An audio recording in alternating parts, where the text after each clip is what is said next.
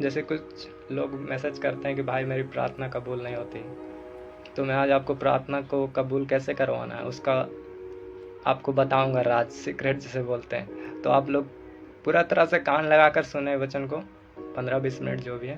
तो अभी मैं बताता हूँ। जैसे कि परमेश्वर ने कहा कि तुमने अभी तक मेरे नाम से प्रार्थना किया, मांगा, ताकि तुम उसे व्यभिचार में उड़ा दो। मतलब कि कहने का मतलब है जीसस का कि तुम पाप में उड़ा दो, जो ब्लेसिंग तुम्हें मिले वो बुराई में उड़ा दो। व्यभिचार का मतलब है परमेश्वर से दूर जाकर किसी और को अपना के पाप किसी भी तरह का हो सकता है। वो व्यभिचार कहने का मतलब है अपने दूल्हे से दूर जाकर किसी और के साथ रहना।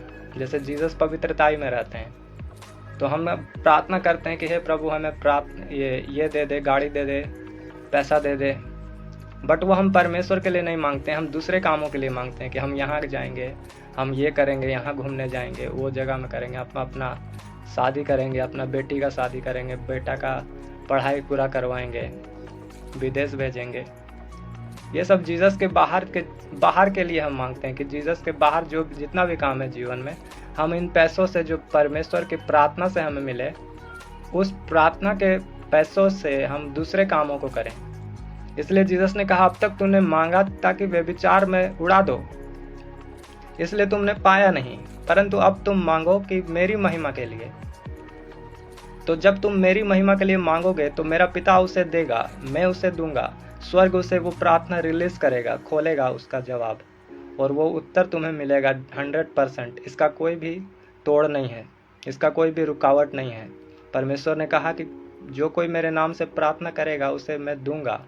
मैं देने के लिए ही तो बैठा हूँ। परमेश्वर देने वाला तो परमेश्वर है, तो वो देने वाला है। बट हम मांगते किस तरह है, मांगते किस काम के लिए है, मैटर वो करता है।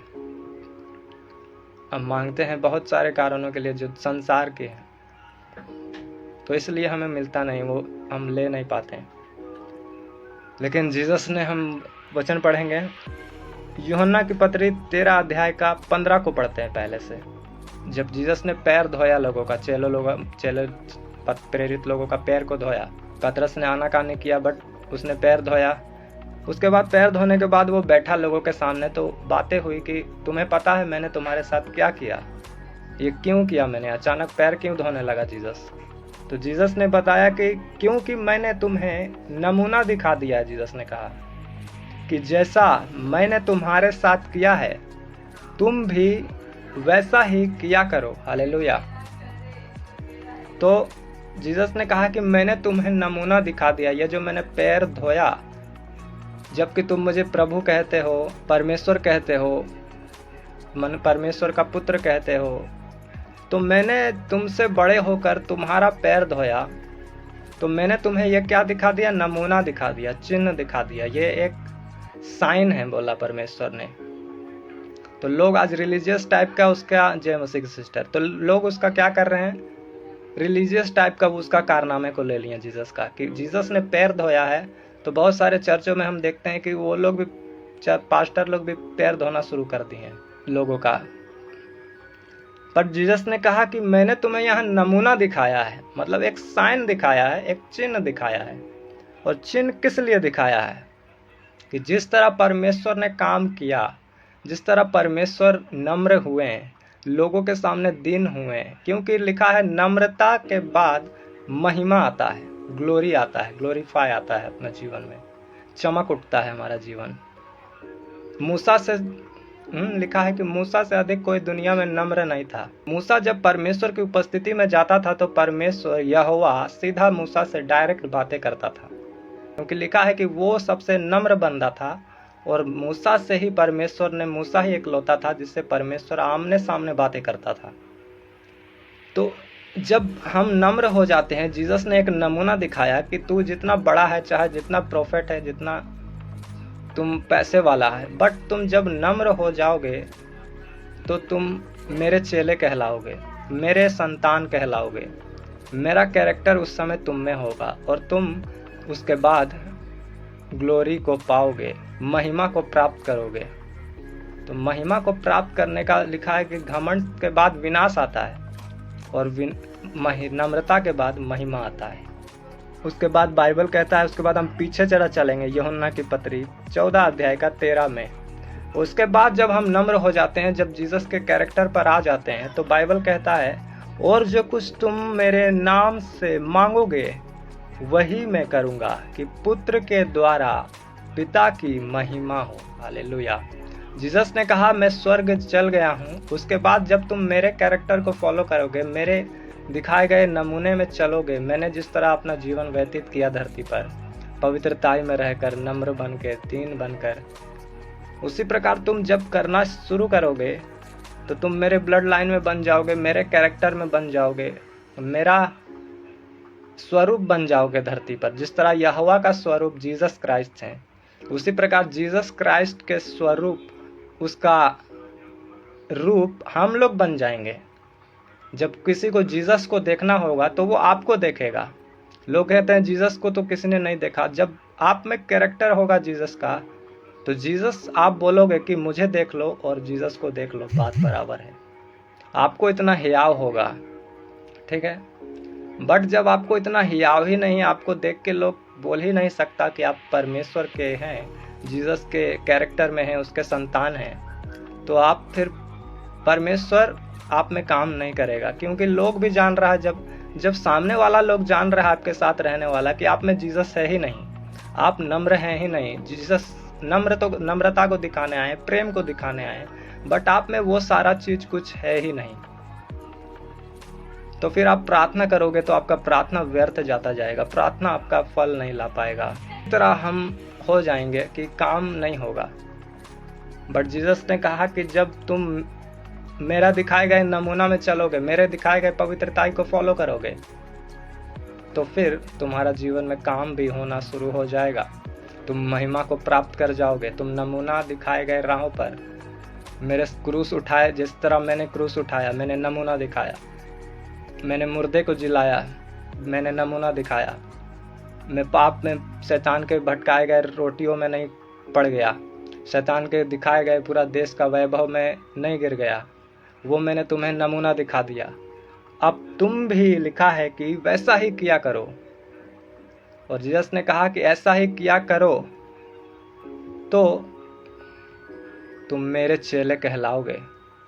तो वैसा तुम किया करो, वैसा काम बनो, वैसा कैरेक्टर को फॉलो करो।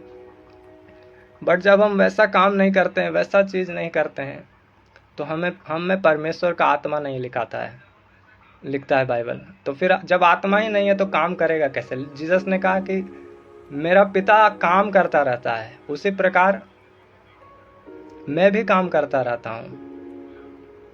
तो जीसस ने कहा कि मेरा पिता काम करता है, मैं भी काम करता हूँ, उसके बाद जो मुझ में बना रहेगा मैं उसके साथ वास करूँगा। और पिता का काम है काम करना। इसका मतलब जब खुदा का रूह आप में आता है तो वो आपके जीवन में काम करता है, क्योंकि जीसस ने कहा कि मैं काम करता रहता हूँ, मेरा पिता भी काम करता रहता है। इसका मतलब आप में खुदा का रूह है तो वो काम करेगा। आप प्रार्थना करोगे, आपका प्रार्थना कबूल होगा। आप किसी के लिए डिक्लेयर करोगे वर्ड को, वो वर्ड उनको उसके जीवन में जाकर लगेगा, क्योंकि एक क्रिएशन हो जाएगा, उत्पत्ति हो जाएगा। आपके मुंह के शब्द में सामर्थ आ जाएगा। में आत्मा जब है तो आत्मा के वचन से ही पूरा सृष्टि का रचना हो गया। और वो आत्मा जब आपके अंदर है तो आप जब भी कुछ घोषणा करोगे तो आप ब्लेस होंगे ही होंगे, 100% बाइबल कहता है। जीसस ने फिर कहा यूहन्ना की पत्री 14 अध्याय का 23 में कि यीशु ने उसको उत्तर दिया, यदि कोई मुझसे प्रेम रखे तो वो मेरे वचन को मानेगा और मेरा पिता उससे प्रेम रखेगा और हम उसके पास आएंगे और उसके साथ वास करेंगे। जीसस ने कहा कि जो मेरा वचन को मानेगा उसी से मेरा पिता प्रेम करेगा और फिर हम दोनों बाप बेटे उसके अंदर में रहेंगे और वास करेंगे। तो बाइबल कहता है, फिर यिर्मयाह की पत्री हम पढ़ते हैं 15 अध्याय का 11 को, लिखा है, यहोवा ने कहा, निश्चय मैं तेरी भलाई के लिए तुझे दृढ़ करूंगा। विपत्ति और कष्ट के समय मैं शत्रु से भी तेरी विनती कराऊंगा। हालेलुया। लिखता है कि तुझे दृढ़ करने के लिए तेरा भलाई करूंगा, तू वचन में मजबूत हो जाए, तू मेरे राहों पर पवित्रता के साथ टिका रह सके, उस चीज़ के लिए मैं करूँगा, क्या बोलते हैं इसको, स्टैंड करूँगा, एक लेवल में ले जाऊँगा, ताकि आप वो कर सको, वो परमेश्वर के राहों पर खड़े रह सको। यहोवा पूरी तरह से आपके साथ है। लिखा है कि यहोवा ने कहा, सीधा डायरेक्ट आपको यहोवा का वचन मिल रहा है, ठीक है। यहोवा डायरेक्ट आपको कहता है कि निश्चय मैं तेरी भलाई के लिए तुझे दृढ़ करूंगा, तेरा अच्छे कामों के लिए तुझे मजबूत करूंगा। वचन में तुझे क्यों मजबूत, आज इतना वचन क्यों फैलाया जा रहा है परमेश्वर के द्वारा, क्यों इतने चर्च खोल रहे हैं लोग, क्यों इतने पास्टरों को परमेश्वर खड़ा कर रहा है, क्यों इतने मजदूरों को भेज रहा है, क्यों इतने फसलों को काट रहा है? क्योंकि उसमें हमारा भलाई है। उसमें अगर हम मजबूत हो गए, उसमें हम दृढ़ हो गए, तो उसी में हमारा लिखा है कि भलाई होगा। तेरी भलाई के लिए मैं तुझे दृढ़ करूंगा। दृढ़ किस में? वचन में, सामर्थ में, पवित्रताई में, परमेश्वर के राहों में, उसमें परमेश्वर दृढ़ करेगा, ताकि मेरी और आपकी भलाई हो सके। हालेलुया। तो आप भलाई के लिए वचन को सीखते हो, अपनी ही भलाई के लिए, अपनी ही उन्नति के लिए। आप सामने वालों के लिए आप प्रार्थना नहीं करते हो कभी, लेकिन करना है हमें। वैसा भी नहीं करेंगे तो चलेगा नहीं हमारा ना, हमें वो भी करना है।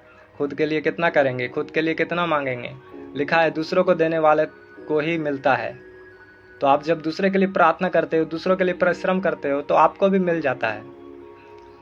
कितने लोग होंगे अभी जो प्रार्थना कर रहे हैं बहुत दिनों से कि मुझे ये मिले कुछ टॉपिक पर, बट उनको मिल नहीं पा रहा है।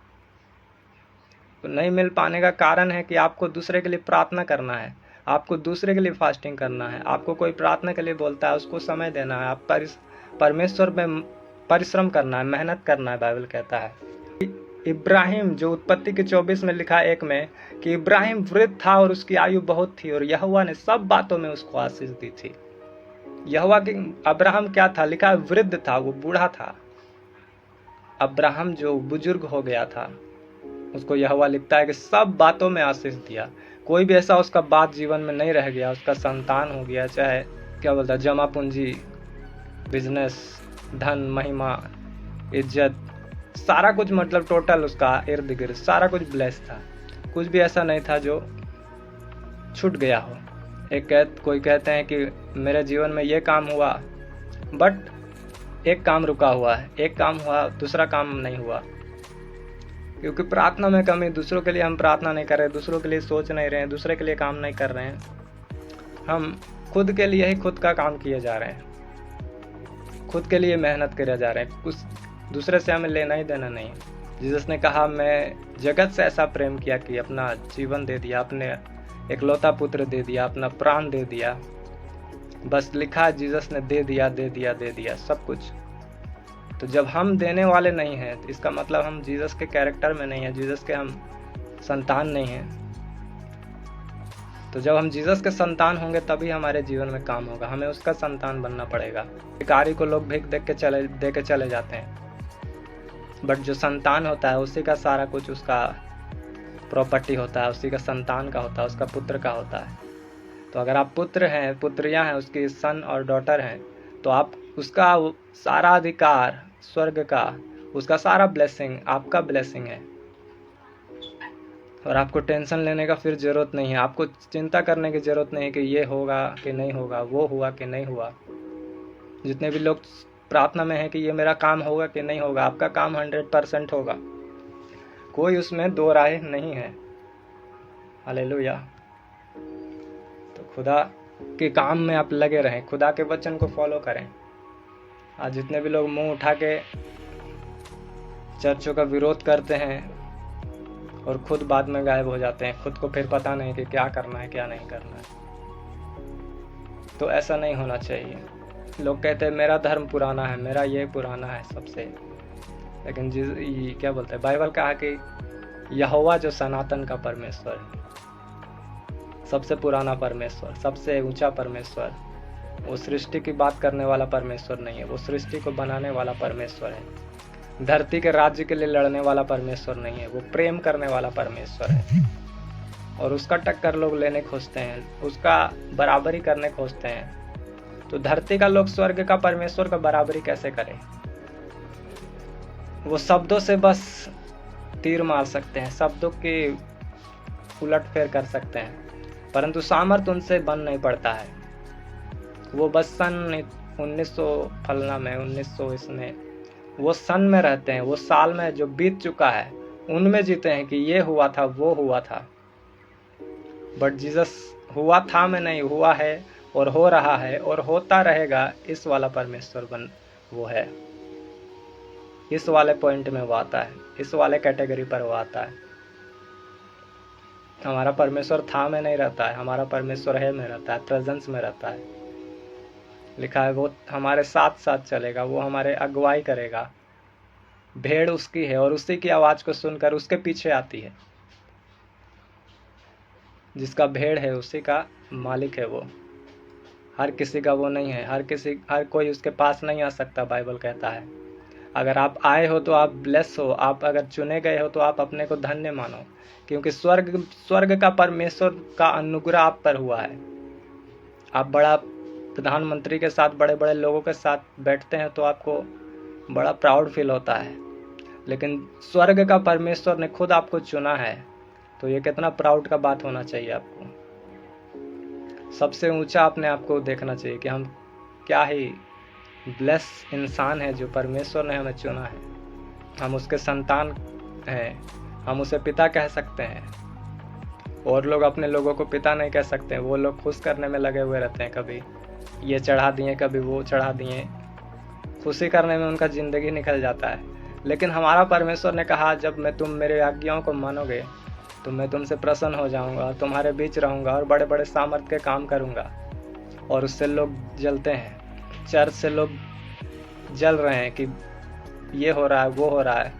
चर्च में क्यों जल रहे हैं, जबकि चर्च में कुछ बुराई तो हो ही नहीं रहा। चर्च में तो सब अच्छा सिखाया जा रहा है, चर्च में लोगों को पवित्र किया जा रहा है, नशों से आज़ाद किया जा रहा है, सही मार्ग में चलाया जा रहा है, लोगों को बदला जा रहा है, पाप से हटाया जा रहा है। फिर लोग क्यों चर्च का विरोध कर रहे हैं? क्योंकि वो जानते हैं, शैतान जानता है कि यहीं आएगा बंदा, जो बंदा यहीं आएगा, बंदी यहीं आएगी, तो वो शैतानी कामों से, पाप से निकल जाएगा, पाप से निकल जाएगी। और इसलिए शैतान को चिढ़ लग रहा है, लेकिन वो चिढ़ता रहेगा, वो और चिढ़ेगा और स्वर्ग का राज्य और बढ़ता जाएगा। परमेश्वर ने कहा देखो स्वर्ग का राज्य तुम्हारे निकट है और मन फिराओ। जितने मन फिराएंगे वो बचाए जाएंगे, वो स्वर्ग के अधिकारी बनेंगे, उसको मैं मुकुट पहनाऊंगा। लेकिन जो नहीं मन फिराएंगे वो पाप में गिरा दिए जाएंगे। हालेलुया। तो खुदा आपको इस वचन के द्वारा ब्लेस करे।